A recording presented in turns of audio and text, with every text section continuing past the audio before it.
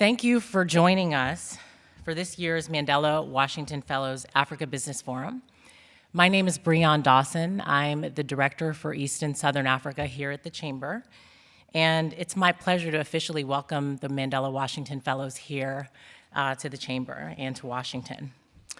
Before I acknowledge and invite our co-hosts at the Presidential Precinct to make a few remarks, I'm going to say a few words about the U.S. Africa Business Center, discuss the Mandela Washington Fellows program that we're hosting, and preview today's events. The U.S. Africa Business Center is the preeminent voice in global business, advocating for increased trade between the United States and Africa. Since embarking on our initial program in 2009, the Chamber has made great strides bridging the gap between U.S. business and Africa, leading the U.S. business community into a period of unprecedented engagement with Africa's regional economic communities, the established private sector, as well as small and medium enterprises. The U.S. Africa Business Center provides its members with a wide range of support, and several of our members are here. I want to thank them for being here. Our services include strategic policy advocacy opportunities to engage with U.S. government officials, visiting heads of state and ambassadors, and we also offer critical business insights to serve members across a wide range of policy areas. We are so pleased today and honored to partner with the Presidential Precinct as co-hosts for this event. And specifically, I'd like to thank Catherine Magnuson, if you'll just raise your hand, Nancy Hopkins, Neil Piper, and Drew Precious, and very shortly, I'll also acknowledge Mr. Murray. We're so grateful for your partnership and your support in putting this event together today. I also want to acknowledge my colleague, Madison Aboud, who's there.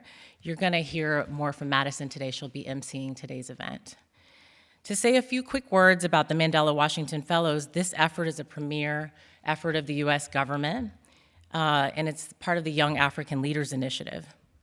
I've had some firsthand experience working with YALI Fellows on the continent and seeing firsthand the projects and programs that have been started and the tremendous network of dynamic, engaged, creative, and enthusiastic fellows, and I'm so excited for the opportunity to engage with you today.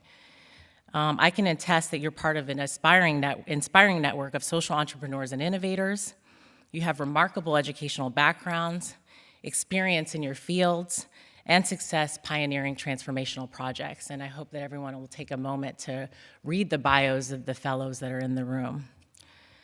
25 fellows are here representing Benin, Burkina Faso, Cameroon, Democratic Republic of the Congo, Ethiopia, the Gambia, Ghana, Namibia, Nigeria, Tanzania, Madagascar, Mauritius, Mozambique, South Africa, Swaziland, Zambia, and Zimbabwe. And they're here to learn from the business community about some of the impediments to growth in African markets.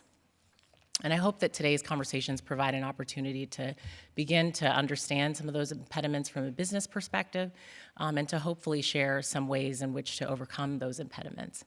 So we're really grateful about today's program and partnering together to talk about these issues. We have an exciting program today. We'll have 3 roundtables that will cover the importance of small and medium enterprises in strengthening economies across Africa, attracting investment and trade facilitation, and attracting and retaining a talented workforce. We'll also have a lightning round, which will provide you with an opportunity to share experiences with one another and to discuss some of the headline issues impeding business growth across the continent. We hope that your conversations will provide you with an opportunity to share experiences, be open to hearing new perspectives, and also invite you to ask provocative and challenging questions. So please take advantage of the unique expertise in the room. At this time, I'd like to introduce one of the founders of the Presidential Precinct, Ambassador Jim Murray, to come and provide brief remarks before I ask Madison to come and to facilitate today's proceedings. Jim Murray is the founder of the Presidential Precinct and a managing general partner at Court Square Ventures.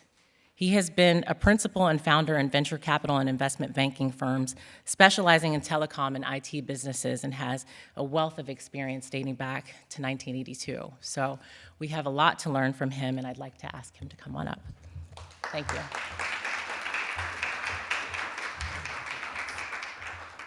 Thank you, Bree. Welcome.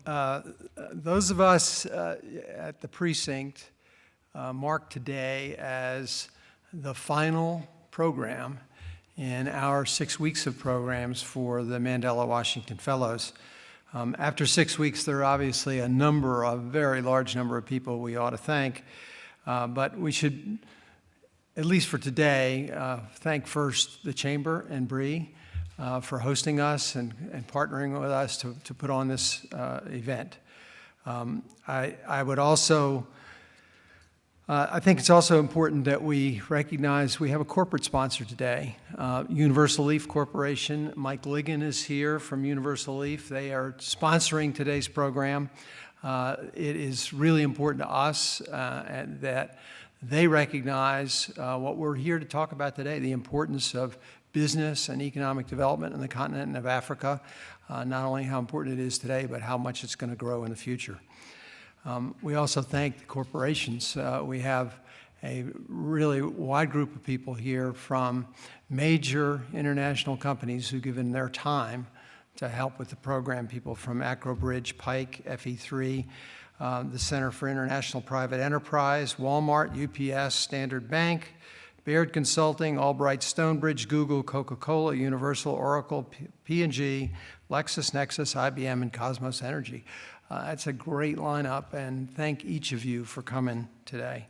A brief reminder for our guests about the Presidential Precinct and what's the nature of the precinct. We are a nonprofit, nonpartisan organization dedicated to promoting dialogue, education, and the exchange of ideas between the birthplace of modern democracy and young leaders from around the world. We are a partnership, we're a collaboration between the University of Virginia, the College of William and Mary, the Monticello, the home of Thomas Jefferson, the author of the Declaration of Independence, James Madison's Montpelier. James Madison's the author of the U.S. Constitution. James Monroe's Highland. James Monroe is the first executive president we had amongst the 5 founding fathers. And Morven Farm, an adjunct property of the University of Virginia, and the home of William Short, America's first professional diplomat. The Precinct's a partnership that has set out each year to act as a host for those of you YALI visitors. And most of you come from backgrounds in civil society and public institutions. And we spent most of the past 6 weeks talking about issues of direct interest to you and your organizations and the jobs that you want to do in the future. But we're here today to talk a bit more about something that we don't respect as much as perhaps we might. It's obvious, it's intuitive, that nations cannot grow, people cannot feed themselves, societies cannot prosper without strong, functioning economies. Too often, civic and political leaders, otherwise very smart people, tend to simply assume that businesses happen, that jobs are created by random activities beyond their control. And of course, that's not the case. Today, I hope we'll have some lively discussions around the topic of why businesses develop, why they thrive in certain places, why in some cultures and under some political structures they do better than they do in other places. These are important questions. We must first understand what the answers to these questions may be in order to understand how you might best influence your countries at home. So what lessons might we learn today? Well, we say that we here at the Precinct are not here to preach.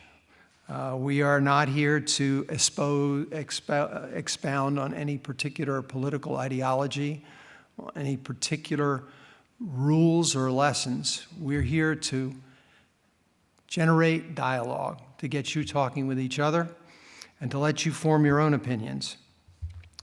But we hope today to discover some of the practical lessons around economic development, lessons proven again and again through history by hard experience. But I cannot close without giving you a hint about a few of the iron laws of economics that you might discuss today. And I'll do so in a very simple way. I'd like to quote a single sentence written just a couple of weeks ago by Dr. George Friedman, who is the editor of This Week in Geopolitics and a great student, a scholar of geopolitical and economic events. Here's what Dr. Friedman wrote. He said, "Ideally, a business will choose to operate in a country powerful enough to protect it, stable enough to define a set of laws that govern business, and capable enough to enforce those laws." These are very simple concepts, perhaps more difficult to execute in practice, but simple to understand. Here it is again. Ideally, a business will choose to operate in a country powerful enough to protect the business, stable enough to define a set of laws that govern business, and capable enough to enforce those laws. By the end of the day, it'll be interesting to hear whether you agree with Dr. Friedman or not. So let's get started. Thank you again for all of those business people in the world, in the room, for joining us today. I think it should be a very productive program, and I look forward to hearing as much of it as I can. Thank you.